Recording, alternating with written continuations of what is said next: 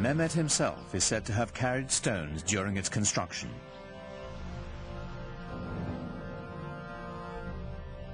No sooner was it completed than he tightened his noose around the neck of the Bosphorus. The first ship to defy his orders to stop was sunk, its crew decapitated and its captain impaled on the castle walls.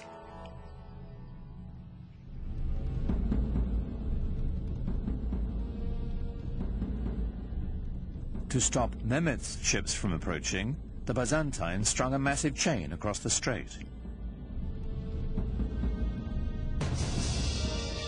On April 22nd, 1453, the besieged city watched in horror as Mehmet's troops hoisted 70 of his ships ashore, sliding them over land on greased planks past the barrier chain.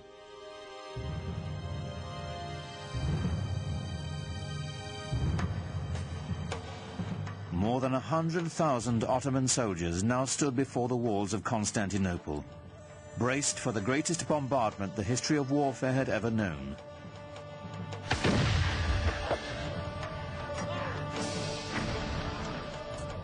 Under relentless fire, the city's 7,000 Christian defenders held out for nearly a month. In desperation, the Byzantines who occupied the city appealed to their fellow Christians across the continent for help. But of course, Europe in the 15th century was completely incapable of mounting any kind of a concerted opposition to the rising Turkish threat in the east.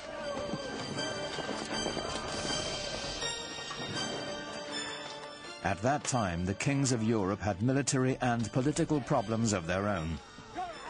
Constantinople would have to fend for itself.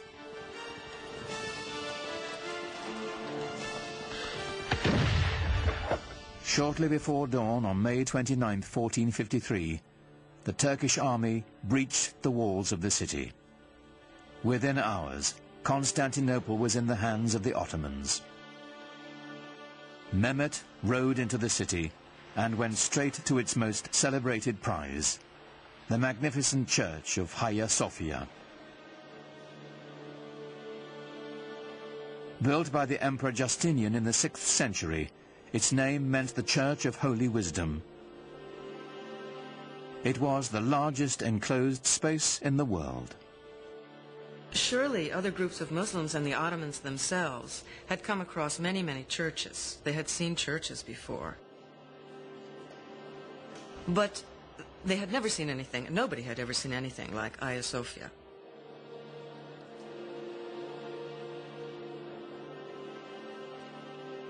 The Hagia Sophia, or Hagia Sophia as it's called in Turkish, was one of the marvels of architecture, marvels of the world. It had the largest and highest dome in history, and it was beautifully embellished with gold mosaics, and the space is incredible. For Mehmet, it was a great booty. Inside the church, a Turkish voice rose, proclaiming in Arabic the first pillar of Islam. There is no God but God. Muhammad is his messenger. The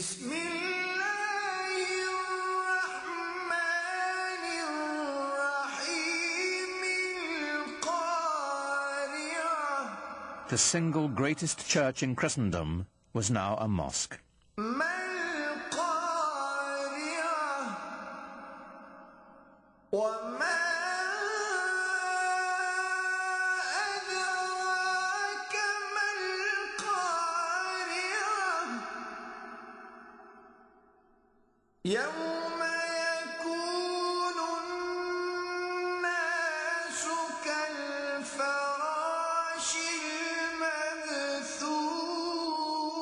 The Hagia Sophia became the inspiration for all Ottoman domed mosques to come. But none would ever match its size and scope, and it belonged to Mehmet the Conqueror.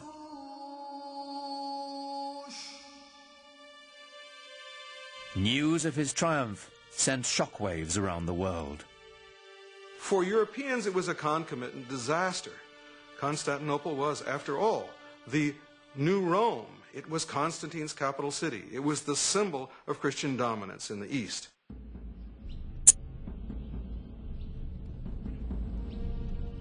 The Ottoman rulers had long stacked up titles for themselves.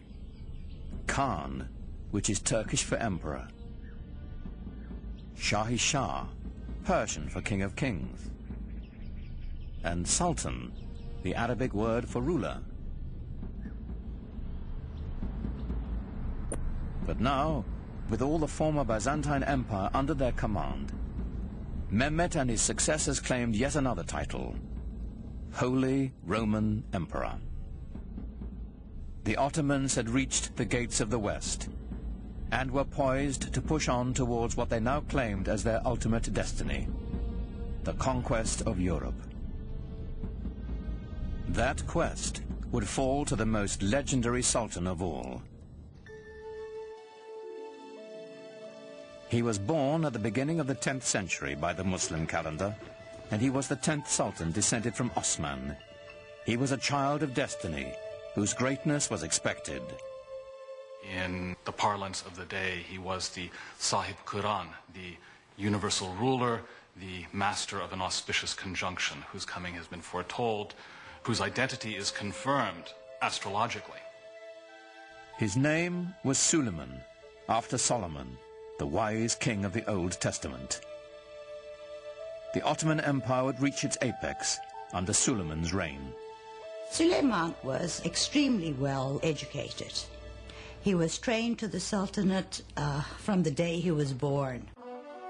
As a young prince, he formed a relationship that would have a tremendous impact on his life and on the empire as well. And when he was still a crown prince, he also developed a great friendship with a convert, a Greek convert who took the name Ibrahim. The two were very close in age and apparently very close in other ways, personally, intellectually, educated together to a certain extent. And as was common practice, when Suleiman acceded to the throne on the death of his father, he took his faithful Ibrahim with him to Istanbul.